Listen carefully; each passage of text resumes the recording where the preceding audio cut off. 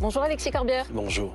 Merci d'avoir accepté mon invitation et d'être dans BFM Politique, le rendez-vous d'actualité du dimanche en partenariat avec La Tribune Dimanche. À mes côtés aujourd'hui pour vous interroger, Mathieu Croissando, éditorialiste politique à BFM TV. Bonjour Mathieu. Bonjour à tous. Et Bruno Jeudi, directeur délégué de La Tribune Dimanche. Bonjour Bruno. Bonjour Amandine, bonsoir Monsieur Corbière. Bonjour Monsieur Corbière.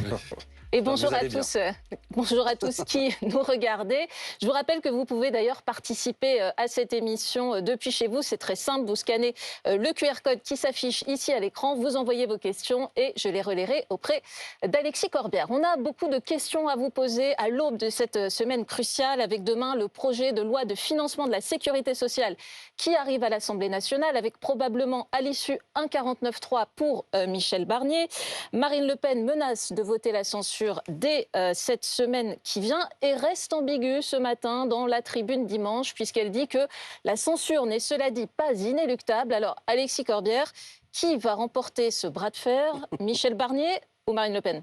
Bon, ça on verra, et Madame Le Pen est en train d'entretenir un suspense. Mais avouez, enfin vous avez décrit la situation assez justement, mais avouez que c'est tout de même à rebours, c'est mon interprétation du moins, de ce qui s'est passé aux élections de juin 2024. Le président de la République a fait le choix, on ne l'avait pas poussé pour faire ça, de dire je redonne la parole à nos concitoyens pour savoir un peu quelle est la photographie du pays. Il me semble que ce qui est assez net, bien sûr, l'extrême droite est là, mais qu'il y a eu, à l'occasion du second tour notamment, ce qu'on va appeler un désistement pour faire barrage à l'extrême droite. Et en plus, la force politique qui arrive en tête dans ces trois pôles que constitue la vie politique française, c'est le nouveau Front populaire. Pourquoi je raconte tout ça? Parce que ce que je suis en train de dire, c'est que le Rassemblement national prend toute la place aujourd'hui, c'est ça, dans les discussions. La grande leçon, moi, que j'ai tirée, c'est que les Français, tout de même, ont fait parfois des votes même un peu baroques. Moi, je suis un homme de gauche, votant même parfois pour des macronistes pour éviter que ce soit le Rassemblement national qui soit maître du jeu, arbitre de la suite. Le président de la République a tiré comme conclusion de choisir comme Premier ministre, j'attaque pas l'homme, hein, mais Michel Barnier, qui est associé à une famille politique qui a fait 6% des voix à l'occasion des élections législatives, qui compose un gouvernement dont il est en train, et qu'il se met dans la main de Madame Le Pen, qui évidemment joue là-dedans, hein, un peu comme on malaxe une balle pour se décontracter, elle a quelques stress judiciaires, et bon, et nous amène à dire que va faire Madame Le Pen. Moi, j'ai pas la réponse de ce que fait Madame Le Pen. Alors, je sais des choses, mais pas ce que pense Corbière, l'extrême droite. On pourrait vous renvoyer assez aisément qu'en fait, c'est peut-être parce que vous avez eu du côté de la gauche une stratégie trop évidente, puisque vous avez dit dès le début, nous, on va censurer. Là où Marine Le Pen a laissé planer en effet ce suspense qui lui permet aujourd'hui d'avoir des concessions là où vous êtes spectateur du jeu. Moi, on ne va pas reprocher à un opposant de s'opposer. Pourquoi? Je ne suis pas pavlovien. Le problème de ce budget, c'est que c'est un budget qui a des conséquences dans la vie, pour vous, pour moi, pour notre public, que je n'accepte pas. C'est un budget qui a prévu 40 milliards, notamment de réduction de dépenses publiques. Je ne l'accepte pas. On parle du PLFSS, c'est un budget qui prévoit que le reste à charge pour les gens quand ils ont des médicaments va être plus important. Je ne l'accepte pas. Je veux dire, les gens, parce que je vois bien la difficulté qu'il y a aujourd'hui, et ça n'est pas la direction qu'il faut prendre. Je voudrais souligner combien nous avons été positifs à l'occasion du... Nous, c'est le nouveau Front populaire. À l'occasion du débat sur le budget, on a fait des propositions, on a même trouvé des majorités, certes avec une autre cohérence, qui est laquelle? Que je ne veux pas que ce soit vous ou ceux qui nous regardent... Mais avec 35 milliards d'euros en plus d'impôts, ce que le gouvernement ne souhaitait absolument pas. Oui, parce que la question, c'est pas... faut pas dire des slogans on paie trop d'impôts. La question, c'est qui paye des impôts? Je considère, je suis d'une famille intellectuelle qui considère qu'il y a dans ce pays des gens qui en payent trop, des gens modestes, et qu'il y a des gens qui n'en payent pas assez, ceux qui ont accumulé des richesses insolentes. Sachez que depuis 2020, les principaux milliardaires de ce pays ont vu leur fortune augmenter de 59%. On peut se dire que ceux qui ont accumuler autant de richesses, par exemple, devrait être davantage sollicité. Je caricature, mais c'est un peu piquant. Je comprends le sens de votre question, de me dire « Alors, monsieur Corbière, c'est votre faute si vous n'acceptez pas un budget de régression. » Je termine sur une chose. Je suis l'élu de la ville de Montreuil et Bagnolet, en Seine-Saint-Denis, où il y a beaucoup de besoins. Concrètement, le budget aux collectivités locales, là je vais faire monsieur qui... Je mets la casquette de celui qui défend les collectivités locales. Je veux dire comme une ville comme Montreuil, qui est une ville dans laquelle il y a des problèmes sociaux. On a 6,2 millions en moins dans le budget. C'est-à-dire que tout l'investissement qui est prévu par le maire de Montreuil, Patrice Bessac, ne pourra pas avoir lieu, notamment la construction d'une école dans un quartier qui en a besoin. Pardon, à l'arrivée, moi je dis non et je censure, c'est la logique des choses. Alors pour amadouer Marine Le Pen, le Premier ministre a fait des gestes. Il y en a un qui concerne directement le quotidien des Français, c'est la baisse des factures de l'électricité qui devrait se monter à 14% et non pas à 9% comme le prévoyait initialement le budget. Alors une partie de la baisse est due à l'évolution du marché, on le sait, ça n'empêche pas un certain nombre de taxes d'augmenter, mais 14% en moins sur les factures, c'est quand même un geste conséquent, non, pour le pouvoir d'achat des Français. vous me corrigez si j'ai une bêtise, là, la forte augmentation qui était prévue n'aura pas lieu aussi violemment que prévu, même si c'est la TICFE la taxe qui aura quand même lieu. sur la Et je dis aux consommation Français qui d'électricité. écoutent, ça va quand même augmenter. Ça va quand même augmenter. Mais au final, sur les factures, J'entends dit le bien, Premier c'est ministre, comme ça si- baisse de 14%. Oui, mais c'est comme si je vous disais, et ne le prenez pas comme agressive de ma part, je vais vous dire, monsieur Croissando, je vais vous mettre 3 gifles, et qu'à la fin, je vous dis, bon, je vous en mets qu'une, vous trouverez ça insupportable. Je veux dire, on dit aux Français, ça va fortement augmenter, ça augmente un peu moins que prévu. Je me félicite que monsieur Barnier recule. Je rappelle que le NFP avait proposé des amendements allant dans ce sens. Et je vois bien que la Mais petite musique... c'est Marine Le Pen qui l'obtient. Voilà. Est-ce que- Vous voyez à quoi on en est arrivé. Et voilà. Est-ce que Oui. le Rassemblement national défend mieux les classes populaires que vous? Alors, si, c'est le danger. C'est-à-dire que si le danger que de la mise en scène de M. Barnier, que j'ai essayé de décrire tout à l'heure, si aujourd'hui, quand dans cette espèce de tango qui se danse à deux entre M. Barnier et Mme Le Pen, dont je ne sais pas quelle sera la finalité à la fin, peut-être qu'il y en a un qui marchera sur le pied de l'autre, mais si c'est pour dire celle qui pèse, quand il y a des mesures sociales qui sont prises, que j'écoute, c'est l'extrême droite, alors que nous avons mené ce combat, politiquement, le message qu'on envoie au pays n'est pas bon. Je rappelle, je ne veux pas fuir la discussion, mais que notamment M. Macron, s'il est élu président de la République au second tour, c'est parce qu'il y a des gens qui votent pour M. Macron pour faire barrage à Mme Le Pen, à tel point qu'au soir de son élection, il dit « je sais que je n'ai pas été élu pour mon programme pour faire barrage à l'extrême droite ». Je fais sans doute, je ne vais pas révéler tous mes votes, partie des couillons qui votent pour M. Macron au second tour pour ne pas que Mme Le Pen gagne. Si à l'arrivée on se retrouve avec un homme qui nomme un Premier ministre et qui non seulement prévoit des choses qui sont de régression sociale, mais qui en plus met en valeur l'extrême droite, on a quelque chose qui est dangereux sur le plan politique. Vous aussi, vous souhaitez cette suppression des taxes, ou du moins hausse moins que prévu des taxes sur l'électricité. Vous vous êtes battu pour à gauche. Certes. Alors pourquoi est-ce que c'est Marine Le Pen qui, comme le dit Mathieu, apparaît aujourd'hui comme la meilleure défenseuse des classes populaires? Parce que M. Barnier a fait le choix d'avoir un dialogue avec elle. Il n'avance pas que là-dessus. Il dit qu'il va discuter de la baisse de l'AME, par exemple, l'aide médicale d'État, pour faire croire aux Français que dans ce pays, il y aurait une gabegie parce que les gens en situation irrégulière seraient soignés. Justement, ce qui, du point de vue, je rappelle là-dessus. Monsieur Corbière, parce que là, vous dites donc, c'est le mécanisme de prise en charge des soins urgents pour les personnes en situation irrégulière. Michel Barnier fait un geste vis-à-vis du RN sur cette une question, victoire idéologique en supplémentaire. Sensiblement leur prise en charge.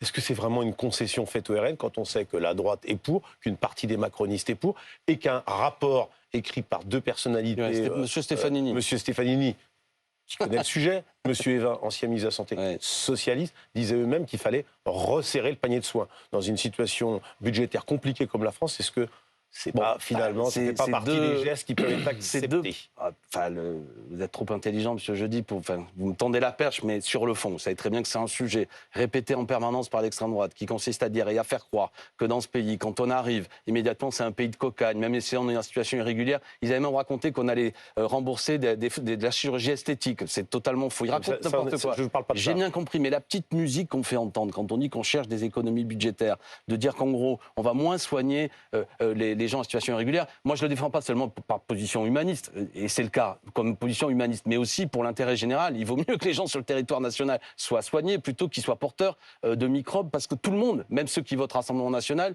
en subiront les conséquences. Donc c'est pas c'est de la générosité, ou du moins une certaine idée de la République, mais c'est aussi une mesure d'intérêt général. Mais entre nous, on a bien compris que, ou alors je suis un crétin, mais il y a une petite musique que joue M. Barnier, qui consiste à dire Madame Le Pen et dirigeants du RN, je vous écoute, je trouve les mots, on voit bien que c'est ça l'ambiance générale. Il se déshonore en faisant ça? On va pas mettre de morale là-dedans. Moi, écoutez, pendant l'heure qu'on va passer ensemble, moi je ne souhaite pas la victoire de l'extrême droite. Donc ça me pose un problème. Maintenant, mais est-ce que vous appelez, pour être clair, les députés du RN? Il aurait très bien pu se tourner vers, pourquoi pas, le nouveau Front populaire en disant « je vais abroger la réforme des retraites ». Il aurait pu vouloir engager un dialogue sur certains points. Il nous aurait mis un petit peu plus en difficulté, si je puis dire. Rien, il lâche rien. Ou alors, il y a quelques cuillères de miel dans un énorme bidon de goudron, mais ça ne fait pas la maille. On va peut-être aborder d'autres sujets. Alexis Corbière, si le gouvernement engage sa responsabilité, c'est-à-dire utiliser le 49.3 pour faire passer le projet de loi de finances de la sécurité sociale demain, il y aura une motion de censure qui sera déposée immédiatement par le nouveau Front populaire. Est-ce que vous, Alexis Corbière, vous appelez les députés RN à voter cette motion de censure déposée par le nouveau Front populaire? J'invite tous ceux qui veulent censurer Michel Barnier de voter. Donc les députés RN, on va voir s'ils sont dans cette logique ou pas. D'un certain point de vue, ça va être un moment de vérité pour eux. voyez ce que je veux dire? Je vois bien. Ça ne vous gêne pas? Ça vous gêne pas parce que quand même, si j'ai bien compris, au mois de juillet, vous vouliez faire battre le RN et maintenant vous voudriez que le RN s'associe à votre motion de censure pour faire tomber Michel Barnier. Exprime-le. Non mais je sais bien que c'est toujours le jeu. La question est de savoir qui s'oppose à Michel Barnier. Voilà, c'est tout. Est-ce que le RN... moi, ça ne me met pas en difficulté. La vraie question, c'est le RN qui est en difficulté. Et il est en difficulté. En l'état, vous les appelez à voter la censure? La question que vous me posez, c'est est-ce qu'il est imaginable que je fasse un même vote si je dépose une motion de censure qu'avec le RN? Oui. Oui, de la même façon que... Vous nous avez dit au début de cette émission, vous avez évoqué vous-même au début de cette émission le message envoyé par les électeurs du Front républicain, qui était de dire on fait barrage au Rassemblement national, du coup on ne se mêle pas avec le Rassemblement national. Est-ce que vous n'êtes pas en train de faire le contraire? C'est-à-dire on ne lui donne pas un protagonisme qui le met en situation de peser sur des politiques publiques. Non, mais sur des textes, c'est la faute à Barnier, c'est pas la faute à Corbière. Vous pouvez voter avec le Rassemblement national. S'il s'agit de dire non à moins 40 milliards dans les dépenses publiques, non à la suppression de 4000 postes d'enseignants, non à l'augmentation de l'Ondam à l'hôpital public, enfin, on pourrait continuer la liste, non à les moins 6 millions dans la ville de Montreuil, et je pense à toutes les villes de France. Ouais, si le Rassemblement national fait un vote qui fait chuter cela, qu'est-ce que vous voulez que je vous dise? Je ne vais pas m'y opposer. Ça veut dire quoi? Ils défendent les mêmes idées que vous, si on pousse la logique. Vous savez bien que des votes communs, les macronistes et l'extrême droite en font très régulièrement dans l'hémicycle. Mais vous êtes la gauche. Vous êtes toujours opposé au Rassemblement national. Justement, le problème n'est pas... Mon projet dans le pays n'est pas de faire chuter des gouvernements en vérité. C'est une étape. La question, c'est comment nous arrivons à la responsabilité. Moi, je crois que la question... Déjà, il y a un problème démocratique de fond. Je l'ai un peu évoqué, on essaie d'avancer. Mais tout de même, on a des institutions. Aujourd'hui, la Ve République, pourrissante, avec un président qui a de moins en moins, j'allais dire, de légitimité, qui choisit qui il veut pour être Premier ministre. C'est un problème. Qui en tire les conclusions. C'est la Constitution, monsieur Corbière. Oui, mais elle pose problème. Je suis contre cette Constitution. Mais la Constitution dit que c'est le président de la République qui choisit le Premier ministre. Non, mais d'accord. C'est pas le Parlement qui choisit le Premier ministre. C'est un problème. Oui, mais vous faites avec un problème. On fait avec un problème, monsieur Corbière. Oui, non, la 5e, elle dit pas aussi qu'on choisit le parti, le groupement le plus petit. La 5e, elle offre la possibilité d'un exercice autoritaire du pouvoir, ce que fait actuellement Emmanuel Macron. Alexis Corbière, parce que je voudrais juste qu'on reste... Non, mais sur la... c'est le sujet. Mais sur la censure, parce que c'est quand même ce qui intéresse les Français à l'aube de cette semaine, je voudrais aussi vous interroger, au-delà du Rassemblement national, sur la position des socialistes. Le gouvernement a fait appel à eux pour ne pas voter cette censure en disant qu'ils étaient irresponsables parce que c'est... un parti de gouvernement avec un ancien président de la République, François Hollande, qui lui-même, cela dit, va voter la censure. Est-ce que vous trouvez qu'ils sont dans leur rôle alors qu'ils ont en effet été au pouvoir auparavant? Oui. Nous avons un programme, le NFP. Devant les électeurs, il n'y avait pas de socialistes, communistes, insoumis, écolos. Tous on est allés en défendant le programme Nouveau Front Populaire. Il a la page de garde. C'est ça le programme. Et ça va être le fil conducteur de mon propos. Il faut le défendre. Il n'est pas idéal, mais à l'heure actuelle, c'est peut-être un peu rustique, mais c'est ce qu'il y a de mieux. Et toute tentative de dire faut autre chose, quand on est de gauche, nous fait rentrer dans la turbulence. À partir de là, dans ce programme, il y a des choses claires. Il n'y a pas ce que propose M. Barnier. C'est très concret. C'est de la politique. Il veut ponctionner 40 milliards, notamment, sur les services publics, etc., etc. Bon, j'ai décrit quelques points, on pourrait continuer. Je ne suis pas d'accord là. Je ne suis pas d'accord, donc je m'oppose. Ou alors les électeurs vont me jeter des cailloux, et ils auront bien raison. M. Corbière, Ensuite, François Hollande, il a été élu aussi pour défendre une certaine idée, même si ça l'a peut-être un peu irrité, mais il a été élu sur ce mandat. Je préfère un François Hollande qui respecte le programme du Nouveau Front Populaire que le François Hollande de 2012-2017. Il y a une campagne électorale, il y a des résultats, puis ensuite il y a une situation politique. Dans cette situation politique, Boris Vallaud, qui est le patron des députés socialistes, dit si le gouvernement Barnier chute, il faudrait que toutes les forces qui ont constitué le Front républicain au mois de juillet trouve une forme d'accord, de non-censure pour trouver une solution et que la France puisse être gouvernée. Il a été aussitôt accusé de trahison par Jean-Luc Mélenchon. Moi, je n'ai pas ce vocabulaire-là, la trahison. Mais est-ce qu'il a raison, Boris Vallaud? Est-ce qu'il faudra accepter des compromis et se mettre d'accord sur des conditions de non-censure avec la droite, avec les macronistes? Moi, ce que je propose, d'abord, on reste unis. Le NFP, pas de division. Toutes les voies de division m'agacent et sont dangereuses. On va traverser une tempête. Je ne vois pas, je vais essayer de vous dire les choses franchement, je ne vois pas de stabilité politique dans la période qui vient. Il n'y aura aucune solution idéale. Donc ça va turbuler. D'accord? Et ça, c'est la faute à Macron. Dans ce cadre-là, je suis pour que les 191 députés du NFP restent unis et ne commencent pas à se dire on va chercher des hypothétiques alliés. D'abord, on reste unis. Ensuite, oui. Donc je suis ensuite pour qu'Emmanuel Macron se tourne vers nous et propose à l'un d'entre nous de conduire un nouveau gouvernement. Je propose le nom de Lucie Castet, mais voilà. On va y revenir plus largement. On va vraiment développer ça. Est-ce qu'il faut être capable de se mettre d'accord avec les autres forces de l'échiquier politique hors Rassemblement national cette équipe-là, si nous composions un gouvernement, on n'est pas obligé d'être bourrin et de passer notre temps à provoquer les uns et les autres pour empêcher d'avancer. Il peut y avoir des sujets de plan d'urgence, de 4-5 mesures dans lesquelles on avance. Aujourd'hui, la gauche, et on peut trouver a une des attitude de bourrin, pour reprendre votre expression. Non, on n'a même pas été en responsabilité. Mais j'ai écouté Lucie Castet qui a dit la même chose que moi. C'est un peu bourrin de commencer à dire tout le programme, rien que le programme, allez vous faire foutre. Ça, c'était la phrase de ça, c'est pas malin. Mais on va ça a été de dit Lucie Castet, une fois. mais d'abord, Bruno, sur les conséquences éventuelles de cette censure la semaine prochaine. Vous n'êtes pas bourrin, je vous entends parler de responsabilité, ce qui change par rapport à quelques autres de vos anciens amis ou amis insoumis. Pouvez-vous nous assurer que la France ne va pas s'enfoncer dans une crise financière si vous ne faites pas un minimum preuve de responsabilité dans cette affaire? La censure, c'est forcément des mauvaises nouvelles pour les Français, qui vont le payer chèrement. On entend ce matin le ministre des Finances dire 370 000 Français vont rentrer dans l'impôt, 370 000 Français supplémentaires vont rentrer dans l'impôt. 380 000 même. Oui, 380 000. C'est des conséquences financières qui vont déjà. Bruno, je dis, attendez, là-dessus. Premièrement, je ne dis pas qu'on ne va pas traverser des moments inquiétants, et moi je suis un homme inquiet, que ce soit sur le plan économique et social comme sur le plan politique. Donc vous dites qu'il va y avoir une crise financière? Non, mais je dis, non, mais à partir, ce que dit Bruno Jeudi est important parce que les Français, il faut les rassurer. Mécaniquement, le système de l'impôt sur le revenu est calculé de manière mécanique, selon les. Je ne rentre pas dans le détail, et c'est vrai que sans doute 380 000 personnes qui ne payent pas l'impôt risquent de glisser vont rentrer dans l'impôt sur le revenu. Qu'est-ce qui se passe? Non, parce qu'il faut expliquer à ceux qui nous écoutent, c'est parce que le barème de l'impôt sur le revenu devrait être indexé sur l'inflation. Si ce budget tombe... Le président de la Commission des finances, Coquerel, et il a raison, c'est que si le gouvernement et le budget chutent, on va sans doute voter, dans le cadre d'une loi spéciale, reconduire le budget de l'année dernière. Ensuite, il y a un correctif qui peut avoir lieu tout à fait en janvier ou février, qui corrige cet effet de bord et qui n'aura strictement aucune conséquence sur les Français. D'accord? Ça, c'est tout à fait faisable. Donc, faire croire que les Français vont payer plus d'impôts, ce n'est pas exact. D'accord. Alors, continuons. Première victime d'une censure, ce seront les agriculteurs. Parce que eux, par contre, le gazole non routier, il va augmenter.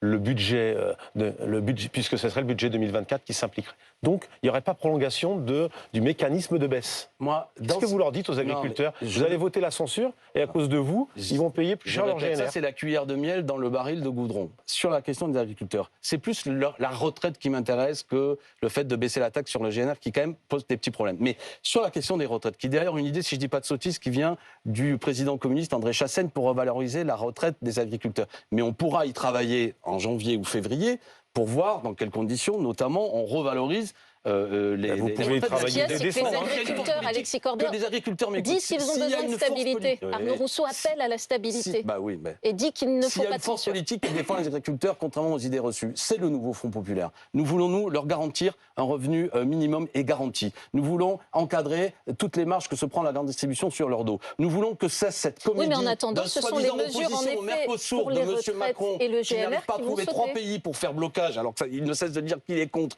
Mais moi, j'ai peur du jeu de dupes là-dessus, parce que s'il était contre, soit cet homme ne pèse plus rien au niveau européen, soit on peut bloquer tout de même le traité Mercosur. Les agriculteurs auxquels je pense, et je suis de leur côté, sont actuellement mobilisés contre ce traité, ils ont raison, mais il y a toute une série de faux amis là, qui prennent des postures à l'Assemblée nationale, qui n'ont strictement rien fichu depuis 2017. Après, sur la question de la revalorisation des retraites des agriculteurs, moi, on va y travailler. Mais je tiens à dire que cette semaine-là, les macronistes ont pourri la niche, c'était la niche FI, pour qu'on puisse revenir sur la réforme des retraites de Macron, qui, elle, concerne 28 millions de Français, qu'on va faire travailler plus longtemps. Donc, je ne voudrais pas quand même que M. Barnier et son budget de misère se transforment dans une défense de la retraite, alors qu'il inflige une baisse des pensions de retraite à 28 millions de Français. Tout de même, il faudrait pas prendre les gens pour des gogos. Vous nous avez dit tout à l'heure, mon objectif, c'est pas de faire chuter les gouvernements, c'est de préparer les conditions du retour de la gauche. Oui. Est-ce que votre vote de la motion de censure, c'est un vote d'opposition à ce budget, ou est-ce que vous voulez vraiment créer cet inconnu politique, on n'est pas obligé de dire chaos, mais cet inconnu en faisant tomber le gouvernement Barnier? Mais si vous voulez, moi je ne sais pas faire autrement. Il y a une suspicion générale qui s'est engagée dans le pays quand on est de gauche, des gens vis-à-vis de la gauche, vous êtes des menteurs, quand vous dites vous avez des belles paroles et puis après vous êtes comme les autres. Si je venais à voter, en plus je suis contre, mais le budget de Barnier ou à jouer, les gens vont dire mais enfin là vous êtes en train de nous imposer. Vous savez, les gens ils regardent le service public, ils voient les conséquences. cela. Donc, il faut être cohérent. Mais vous pourriez dire, on est contre le budget, donc on dépose une motion de censure, mais on ne veut pas des voix du Rassemblement national. Mais non, mais d'accord, ça c'est ce que veut M. Barnier, ok, et on laisse passer le budget. Non mais attendez, avec cette histoire de pas de voix du Front National, ça n'a pas de sens. Je suis un opposant, il y aura une motion de censure, et on verra qui sont les vrais opposants, si je puis dire, et le Rassemblement National votera sans doute notre censure. S'il ne la vote pas, il aidera Barnier à continuer sa politique de malheur. Et on va continuer à parler de tout ça et des conséquences politiques, cette fois, de cette censure et de la démission d'Emmanuel Macron que certains évoquent et souhaitent, comme vous. Par exemple, on se retrouve dans un instant. À tout de suite. Retour sur le plateau de BFM Politique avec mon invité Alexis Corbière. On parlait ensemble de toutes les conséquences, notamment financières, de cette possible censure. On en vient maintenant aux conséquences politique. Si Michel Barnier tombe dès la semaine qui vient, peut-être mercredi ou peut-être jeudi, vous souhaitez, a priori, qu'un Premier ministre de gauche soit nommé. Mais pensez-vous vraiment qu'Emmanuel Macron va choisir un Premier ministre de gauche en ce mois de décembre, alors qu'il ne l'a pas fait il y a quelques mois, précisément parce qu'il disait que ça n'assurait pas la stabilité institutionnelle? Vous me demandez de jouer le rôle d'un psychanalyste vis-à-vis de Macron. Non, je demande, est-ce que c'est réaliste politiquement, pour vous d'avoir un espoir politique de la gauche au pouvoir? Je le crois. Bon, j'espère qu'on a suivi dans l'échange qu'on a eu tout à l'heure. Moi, j'insiste sur le fait que pour moi, le NFP est une force à vocation gouvernementale et qu'on avait proposé un budget sur une autre cohérence. On s'est écharpé un peu et c'était bien, mais je veux qu'on ait ça en tête. Moi, mon but n'est pas, je suis pas comme un pétroleur qui est là en train de chercher à aggraver la situation. Il y a un budget qui avait été proposé et qui ensuite a été rejeté dans une alliance pour le coup entre le RN et les macronistes et qui faisait rentrer des recettes, qui même faisait baisser le déficit. D'accord? Donc on joue le jeu. J'ai cité le président Coquerel qui tient ça d'une main de maître, il y en a d'autres, et le groupe auquel je participe, avec Clémentine Autain, François Ruffin, etc. On est là-dedans. Alors, c'est une manière de vous répondre, c'est-à-dire que on est en situation de pouvoir gouverner. Le NFP est en situation de pouvoir gouverner. Pour quelle raison Emmanuel Macron ne nous a pas choisis? C'est pas parce qu'il a trouvé Madame Castet antipathique. C'est que sur le fond, nous avons quelques conditions, notamment revenir sur la réforme des retraites. Et ça, M. Macron ne veut pas en entendre parler. Alors, je vais même vous dire une chose, sans doute que si M. Cazeneuve n'a pas été choisi, c'est que même M. Cazeneuve, et on connaît mes désaccords avec lui, a dû mettre un minimum de conditions, dont celle-là, et Macron ne veut pas en entendre parler. Mais vous savez aussi qu'il faut pour ça que vous vous entendiez déjà sur un candidat commun. Or, il semble aujourd'hui... À quelle responsabilité? À l'échéance, si vous souhaitez par exemple un budget avant le 31 décembre, il faut que vous entendiez extrêmement vite, si vous voulez qu'un Premier ministre soit nommé très vite. Qui concerne le nouveau Front populaire? Qui concerne le nouveau Front populaire. Or, on est d'accord, l'option Lucie Castet n'est plus valable aujourd'hui. Pourquoi on est d'accord? Moi, je ne suis pas d'accord. Parce que il suffit de lire la presse du jour. Elle-même, ce matin, dans la Tribune Dimanche, dit peut-être qu'une autre personnalité de gauche sera désignée à ma place et ça ne poserait pas de difficulté. Elle a les mots parfaits. Elle dit, moi, je suis une solution, je ne suis pas un problème. Je suis une solution. S'il y a une autre solution, je prends. Vous entendez vos camarades de socialistes? Attendez, ils ont si l'air de vous êtes changer en train d'avis. de me dire, quand j'ai dit tout à l'heure que j'étais un homme inquiet, que je vois nombre de difficultés, on peut y passer 4 heures d'émission et toute une journée pour vous dire tous les problèmes que je vois, les paroles que j'entends des uns et des autres de la part du NFP pour m'expliquer qu'il faut qu'on se sépare, qu'on se parle plus, etc. Et je ne suis pas content. Je viens plaider ce matin avec les armes qui sont les miennes pour dire on reste unis, on arrête les conneries, pardon d'expression triviale. Et il y a Lucie Castet qui nous rassemble. S'il y a notre nom, pourquoi pas? Donc vous, c'est toujours Lucie Castet. Mais je veux dire, si Emmanuel Macron disait c'est un tel au sein du NFP, on prendra un tel. Personne ne va dire ah non, c'est Bernard Cazeneuve, c'est toujours non. Mais le problème de Bernard Cazeneuve, c'est que, je vais prendre une métaphore rugbystique, quand vous cherchez le capitaine d'une équipe de rugby, vous n'allez pas chercher un basketteur. Qu'est-ce qu'il a comme caractéristique, M. Cazeneuve? C'est qu'il a dit répéter, répéter, répéter, qu'il ne supportait pas le NFP, qu'il ne voulait pas d'alliance avec 60 députés, notamment 70 députés insoumis. Donc ça ne marche pas, son truc. Je veux dire, ce n'est pas une affaire personnelle. M. Cazeneuve s'est mis lui-même en situation de ne pas pouvoir être le candidat Premier ministre du NFP. Il ne supporte pas le NFP. Vous voyez ce que je vous dis? C'est comme si je vous disais, M. Bruno Jeudi, de vous demander de faire quelque chose que vous ne savez pas faire. Peut-être que ça n'existe pas d'ailleurs, mais j'arrête là. Mais ce que je veux dire, c'est que... moi, politique comme autre chose. Non, mais je vous taquine. Mais j'espère être compris. Le NFP doit, et il aura des difficultés dans le cadre de cet hémicycle, le NFP, et peut-être qu'il sera sanctionné pour la suite. Mais Emmanuel Macron doit donner la possibilité que nous puissions avancer. Sur quelques points, moi, ce que je propose, c'est qu'évidemment, on n'arrive pas en disant c'est nos 600 points, ou sinon, allez vous faire foutre. C'est ce que vous avez fait par la voix de Jean-Luc Mélenchon. Non, mais d'accord, mais... Oui, non, il faut le rappeler quand même. Bon, parce que ça n'a pas j'espère que vous n'avez pas la cruauté de m'inviter pour dire tout ce que je pense de la manière stratégiquement dont Jean-Luc Mélenchon a pris les choses dernièrement. J'ai été fichu dehors de son mouvement après 25 ans de camaraderie, traité de tous les noms, etc.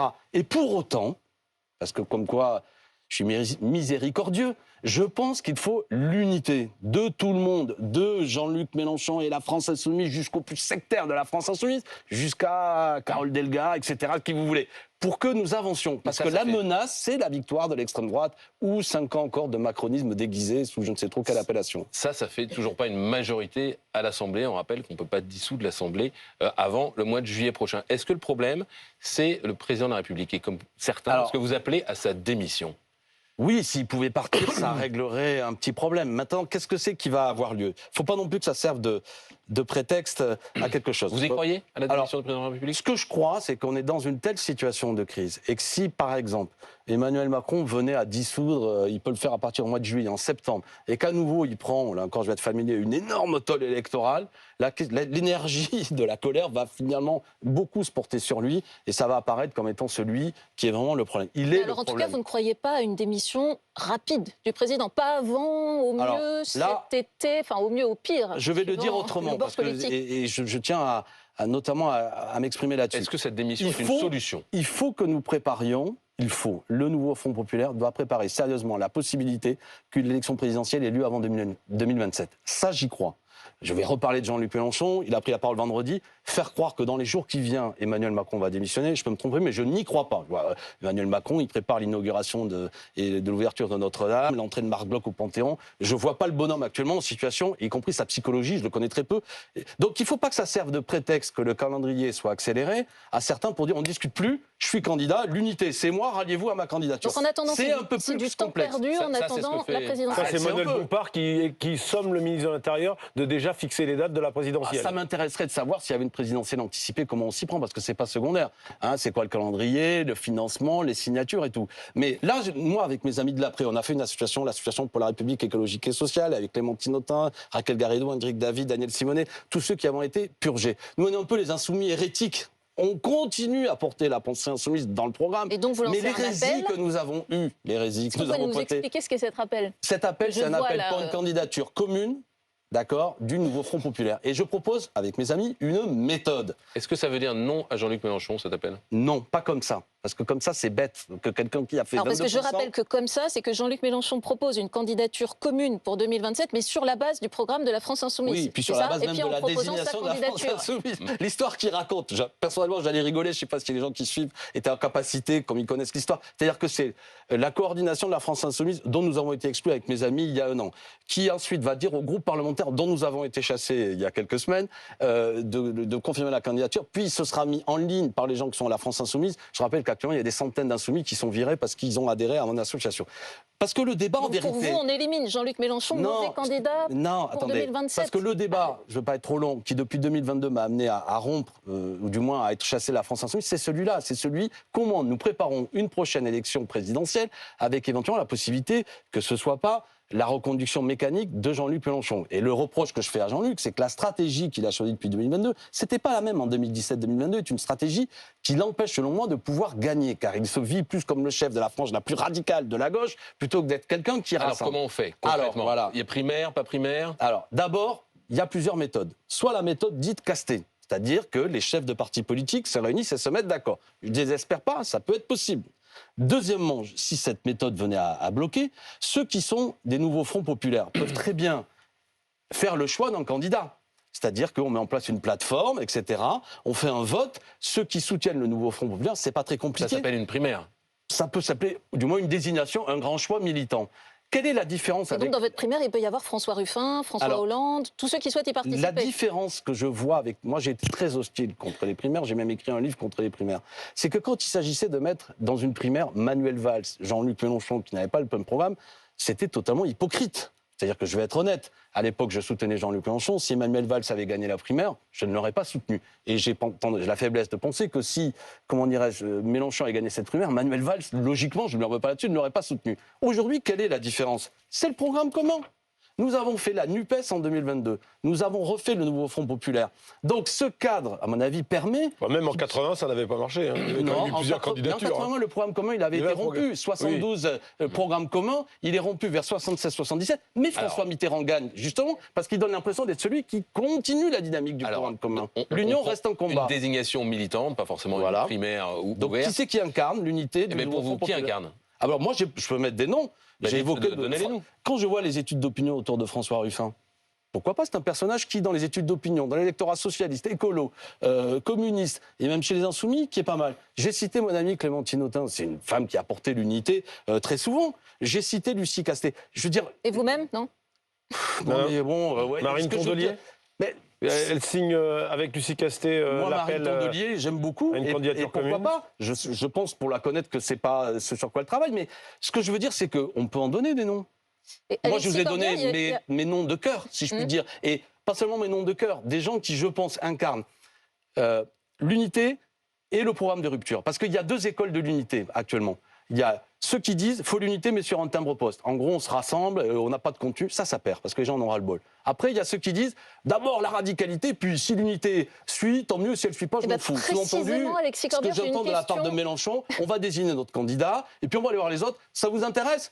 Il fait une offre, il appelle ça fédérative. Honnêtement, elle est plus hâtive que fédérative. C'est en gros de dire c'est le calendrier précipité, suivez-moi, et puis si vous n'êtes pas d'accord, on division. Téléspectateurs, j'ai une question pour vous de Philippe qui nous regarde et qui, justement, vous entendant parler de Jean-Luc Mélenchon, vous demande pensez-vous, Alexis Corbière, que la posture autoritaire et les déclarations controversées de Jean-Luc Mélenchon nuisent à la crédibilité et à l'unité du nouveau Front populaire? Il s'appelle comment, notre ami? Philippe, si vous me suivez, j'ai 26 ans de camaraderie avec Jean-Luc Mélenchon. Et j'ai été traité comme un malpropre. Pour autant, par Jean-Luc Mélenchon. Pour autant, je suis pour l'unité avec ce que représente la France insoumise. Avec Jean-Luc Mélenchon, il doit aider à la suite. Sa mission historique, Jean-Luc, si tu m'écoutes, c'est tout ton talent. Tu dois mettre au service qu'il y ait une candidature qui nous rassemble. Ça peut même être quelqu'un de la famille insoumise.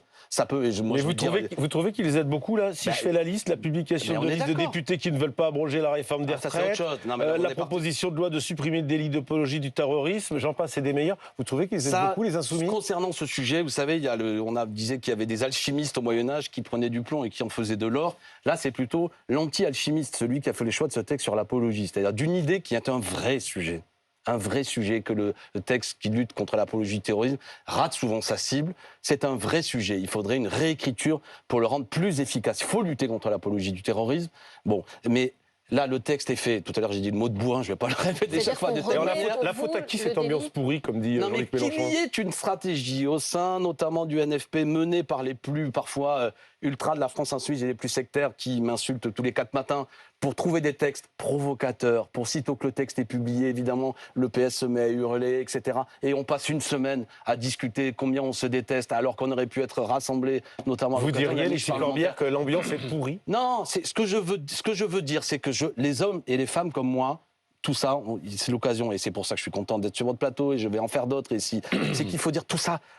Ce qu'attendent les Français, c'est qu'on soit regroupés autour de questions centrales. Il y a des plans de licenciement qui tombent, 200 000 emplois qui vont partir dans le décor. Il y a des scandales, la famille Muliez qui va s'attribuer 1 milliard d'euros en supprimant... Alexis Corbière, mais juste pour finir sur ce qui s'est passé à l'Assemblée nationale. Et en parlant des retraites, Alexis Corbière, c'est intéressant.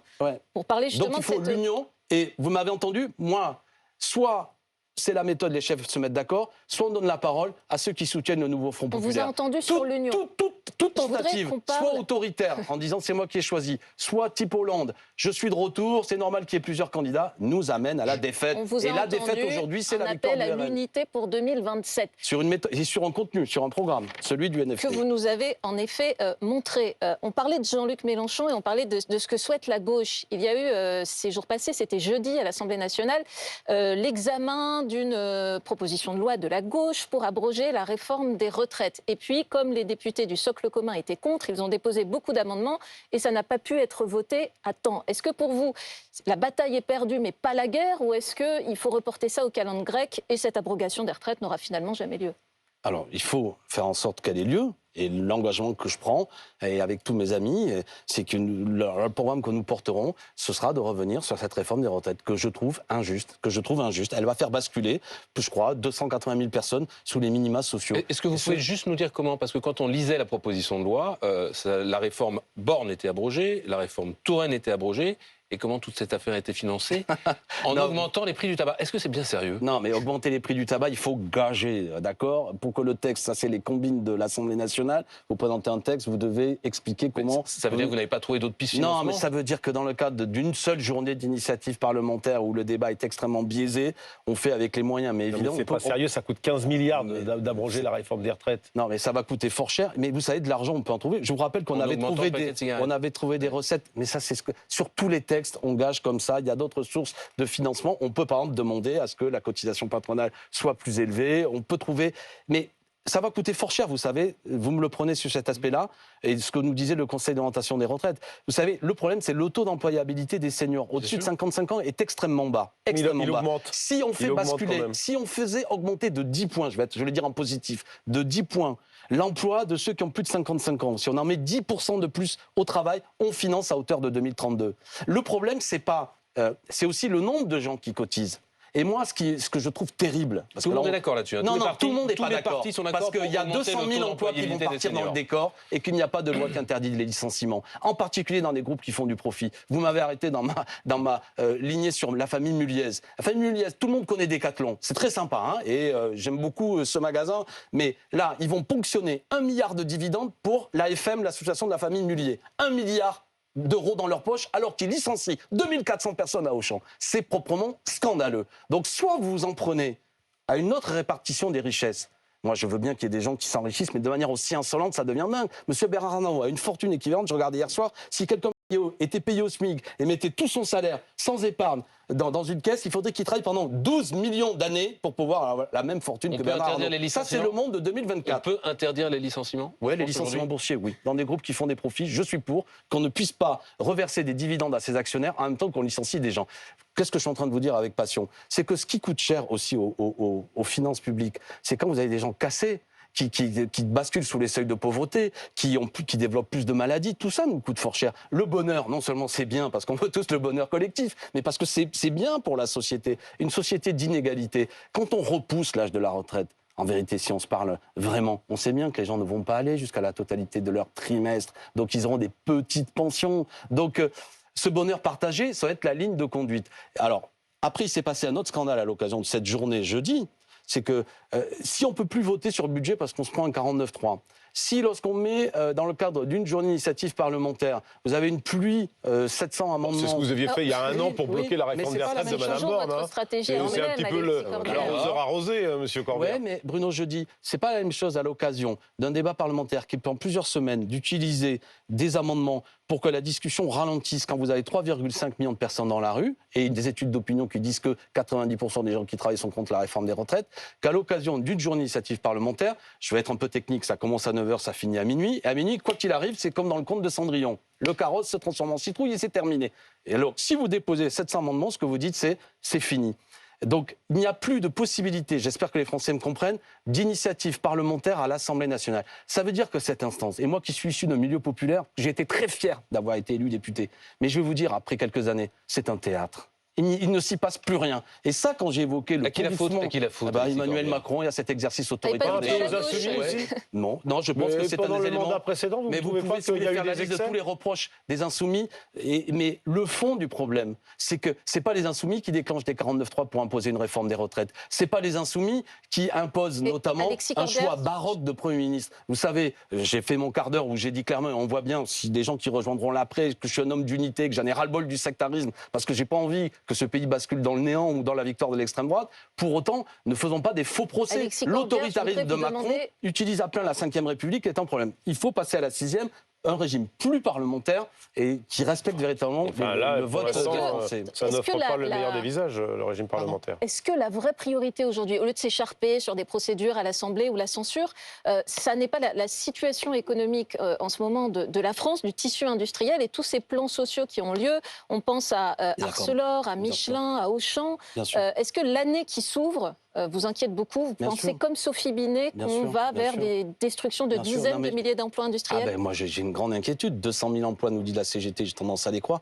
Quel échec pour la théorie du ruissellement, le fait qu'on allait être pro-business, c'était quoi tous les mots en anglais? Alors, qu'est-ce qui s'est passé? On en est là. Que la théorie, la stratégie d'Emmanuel Macron, qui consiste à baisser notamment beaucoup de cotisations, à dépenser de l'argent public pour les groupes. Ça a plutôt marché pendant des années. Vous ne croyez pas, mais justement, la preuve, qu'à partir du moment où on charge un peu plus la barque, vous avez le sentiment que ça a marché des impôts des entreprises et qu'il n'y a plus de visibilité pour les entreprises, ça crée justement un arrêt des investissements? Vous pensez vraiment que là, les plans de licenciement, c'est dû au fait que le nouveau Front populaire est arrivé en tête aux élections et qu'il n'y a pas de Non, mais la visibilité? dissolution n'a pas aidé.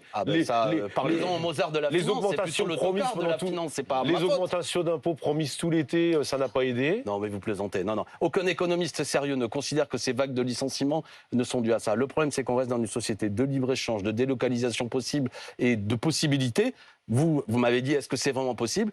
Légalement, je le crois, mais moralement, il le faudrait. Moi, je n'accepte pas une société, j'ai évoqué la famille Muliez, où vous prenez 1 milliard d'euros accessoirement créés par ceux qui travaillent, les gens qui sont là et qui nous donnent nos petits shorts et nos chaussettes quand on va chez Decathlon, la famille se le met dans la poche, pendant que le même groupe, à Auchan, va supprimer 2400 emplois. Mais c'est quoi cette société? Alexis Corbière, C'est quoi, on trouve ça banal, et on va même dire qu'après tout, moi je n'accepte pas.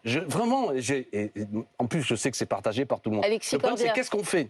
Une dernière Je vous en question, prie. parce qu'on en revient à tout ce qu'on s'est dit depuis le début sur cette semaine cruciale et la censure peut-être pour Michel Barnier. J'ai pas bien compris à la fin des fins ce que vous pensiez qu'il allait se passer là très clairement dans les prochains jours. Si Michel Barnier tombe, c'est quoi la suite? Si Michel Barnier tombe, Emmanuel Macron doit redemander à quelqu'un de composer un gouvernement. Je l'invite à regarder le résultat des élections de juin. Le regroupement cohérent le plus important s'appelle le nouveau Front populaire. De choisir au sein du nouveau Front populaire ou de la famille du nouveau Front populaire quelqu'un pour être un Premier ministre. Et à partir du moment où on se mettra au travail, cette équipe se mettra au travail. Et sera capable de passer des compromis avec les macronistes, éventuellement avec la droite? On verra. Évidemment, moi, ce que je propose comme méthode, et il faut écouter quand notamment Lucie Castet ou d'autres, c'est qu'on peut avancer sur des sujets précis et de trouver des points d'alliance.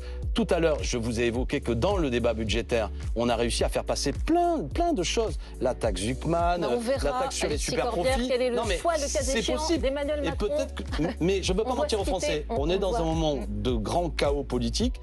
Moi, je fais le choix de la responsabilité de dire le NFP doit rester uni. Nous pouvons gouverner pour que les gens vivent mieux. On va voir ce qui se passe. Merci Alexis Corbière d'avoir été mon invité aujourd'hui dans BFM Politique. Merci Mathieu et Bruno de m'avoir accompagné. Merci à toutes les équipes en coulisses. Et tout de suite, affaire suivante. Bonne journée.